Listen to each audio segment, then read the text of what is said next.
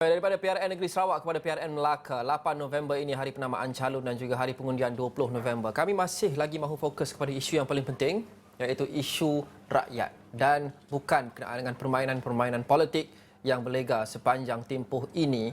Itu adalah antara intipati. Yang wartawan kami di sana, Faris Azman, ada di Melaka untuk membuat liputan. Hari ini adalah satu lagi inisiatif untuk rakyat, iaitu pelancaran program bas penyayang. Faris, apa yang boleh kongsikan berkenaan dengan bas penyayang ini? Kenapa ia penting dan bagaimana ia relevan dalam kerangka PRN Melaka yang akan berlangsung pada hujung bulan ini?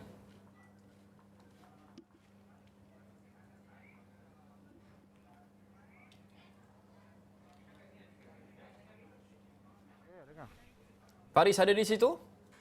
Baik, Lokman. Sebenarnya, saya masih berada di sini sebenarnya. Tapi di Melaka ni, masalahnya apabila kita bercakap kan, kadang-kadang dia terputus. Jadi isu telekomunikasi ni agak berlaku di Melaka ni agak merisaukan dalam tempoh beberapa hari ini. Tetapi selain PRN Melaka, mungkin saya nak cerita sedikit mengenai dengan pelancongan. Apabila fasa 4 ini bermula dan di negeri Melaka sektor pelancongannya begitu, kalau kita lihat setiap hari ada saja pelancong-pelancong domestik datang. Dan hari ini sebenarnya Lokman, di mana pada masa yang sama juga Ketua Menteri Melaka Datuk Seri Sulaiman Mat Ali turut melancarkan di mana program bas penyayang yang juga merupakan antara yang akan memberi manfaat kepada 33 ribu penduduk di negeri Melaka pada masa yang sama juga. Jika sebelum ini laluannya hanya 3, tetapi ketika ini dia akan dibuka di beberapa laluan seluruh negeri Melaka. Dan mungkin kita dengarkan sedikit apa dikatakan oleh Ketua Menteri Melaka Datuk Seri Sulaiman Mat Ali.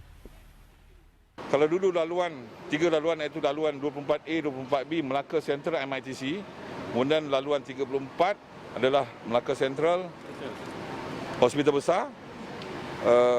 Kali ini ia melibat bukan hanya laluan ni, kita melibatkan seluruh laluan di negeri Melaka. So ini adalah program bas penyayang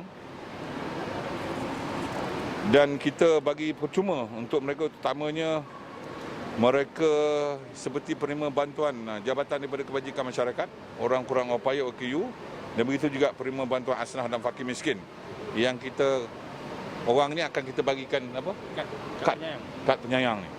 So hampir 33,000 orang akan mendapat manfaat dalam program bas penyayang ini, di mana di seluruh kawasan Melaka yang kita lalui ini nanti ia melibatkan kos sebanyak RM985,000. Baik Lokman, itu jelas Datuk Seri Sulaiman Mat Ali mengenai dengan program hari ini di mana yang melancarkan program bas henti-henti ini. Dan beliau berkata mengenai dengan program ini di mana Panorama Melaka Sembilan Berhad yang juga merupakan kumpulan bas pertama milik Panorama Melaka yang dibeli sejak penubuhan syarikat itu. Dan khidmat bas henti-henti ini akan merupakan satu keperluan yang ditetapkan oleh Agensi Pengangkutan Awam Darat Malaysia APAD bagi membolehkan Panorama Melaka menjalankan fungsinya dalam bas operator di negeri berkenaan. Dan itu antara perkembangan terkini mengenai dengan sektor pelancongan. Saya berada di tepi Sungai Melaka ini juga, dan sudah tentu dengan adanya program itu jelas beliau ia akan melancarkan lagi dan meningkatkan lagi produk-produk sektor pelancongan, begitu juga memberi manfaat kepada rakyat negeri Melaka, khususnya bagi golongan-golongan kurang upaya dan sebagainya. Lokman. Terima kasih Faris Azman. Faris akan terus berada di sana sehingga hujung bulan ini. Bukan sahaja untuk membuat liputan berkenaan dengan permainan-permainan politik, tapi apa yang penting seperti itu, isu yang dititik beratkan oleh rakyat khasnya menuju ke PRN yang akan mempengaruhi keputusan yang akan mereka buat pada 20 November ini.